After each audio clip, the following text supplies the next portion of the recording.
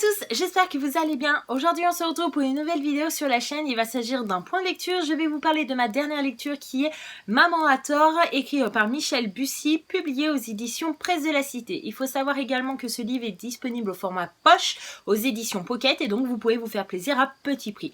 Dans cette histoire, nous allons suivre un petit garçon prénommé Malone qui a 3 ans et qui se trouve scolarisé dans une classe de petite section. Et depuis pas mal de temps, il dit à sa maîtresse que ses parents ne sont pas ses vrais parents, donc sa maman n'est pas sa réelle maman et son papa n'est pas son papa de base. Et qu'il a connu une vie auparavant et il a encore plein de détails et à chaque fois qu'elle lui pose des questions, il ressort exactement les mêmes informations, les mêmes détails, toujours dans le même ordre. Et voilà, c'est assez concret. Donc du coup, l'institutrice va faire son travail, il va faire du coup appel à un psychologue scolaire, donc qui s'appelle Vasile. Et ce psychologue scolaire va venir régulièrement à l'école pour rencontrer Malone et pour discuter avec lui. Donc ça va passer par les mots, par l'échange, mais aussi par les dessins. Et au fur et à mesure, on va voir que Vasile, le psychologue scolaire, va commencer à croire ce petit garçon. Et du coup, il va demander à Marianne, qui travaille dans la police, d'essayer d'avoir des informations de l'intérieur sans mettre en place toutes les procédures, toutes les démarches qu'il faut pour mener une enquête policière. Mais si éventuellement elle pouvait choper quelques infos, quelques détails sur la vie passée du maman et du papa actuel de Malone, et ben ça serait assez pratique pour savoir si Malone dit la vérité ou non. Et donc il faut savoir qu'en tant que lecteur, on est vraiment plongé au cœur de l'histoire, au cœur du problème dès le début de l'histoire, puisque d'un côté on a envie de croire ce petit garçon de 3 ans qui dit toujours la même chose, qui a toujours les mêmes informations, les mêmes détails dans sa tête, et on se dit que s'il répète à chaque fois la même chose à des intervalles de temps précis, par exemple tous les 2 mois, tous les 2 semaines, etc., on se dit bon voilà, il sort pas ça de son imagination, donc on a envie de le croire. Et en plus de ça, Malone, c'est vraiment un personnage qui est très attachant dans ce livre, et je compte vous l'avouer parce que voilà, moi j'ai eu un coup de cœur pour ce personnage.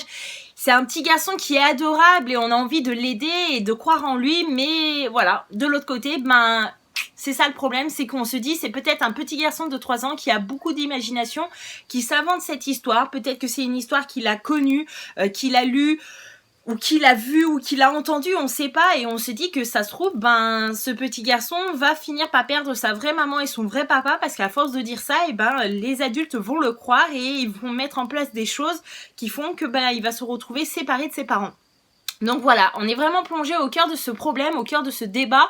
Et en tant que lecteur, c'est assez addictif puisqu'on a envie d'en savoir plus, d'en découvrir plus sur cette histoire. Est-ce que Malone dit vrai ou non?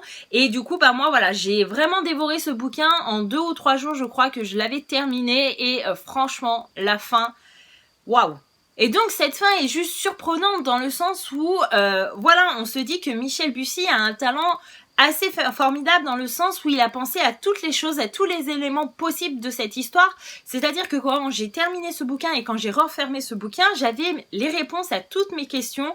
Il y avait rien qui manquait. Des fois, quand je termine un bouquin, je me dis ouais, ok, mais ça explique pas ça, ou ouais, ok, ça explique pas cette action, cette chose, cet événement du bouquin. Là, il a pensé à tout et j'ai trouvé ça juste génial. Et en plus de ça, je me dis que ça pourrait être totalement une histoire réaliste qui pourrait exister dans la vraie vie. Et c'est encore pire parce qu'on se dit s'il y a un enfant qui peut connaître ça, waouh.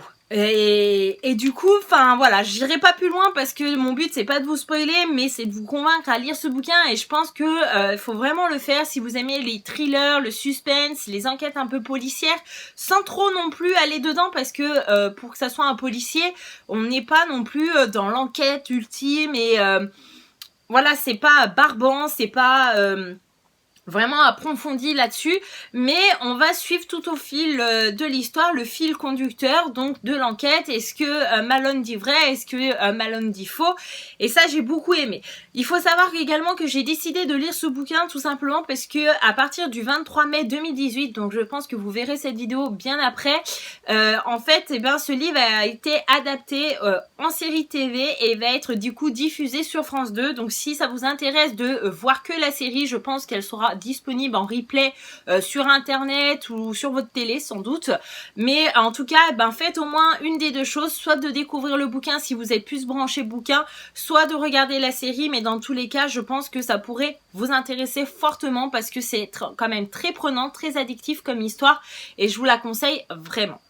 Et voilà, mon point lecture est enfin terminé. J'espère que je vous aurai convaincu à découvrir cette histoire. En tout cas, faites au moins une des deux choses, c'est-à-dire aller soit regarder la série télé qui sera sans doute disponible en replay sur internet ou sur votre télé, ou alors à découvrir cette histoire si vous êtes plus branché en bouquin, ou alors carrément faites les deux comme moi. En tout cas, moi voilà, je filme avant le 23 mai et je peux vous dire que j'attends qu'une chose, c'est de découvrir la série télé. En plus de ça, j'ai eu un coup de cœur pour le psychologue scolaire qui est du coup Vasile.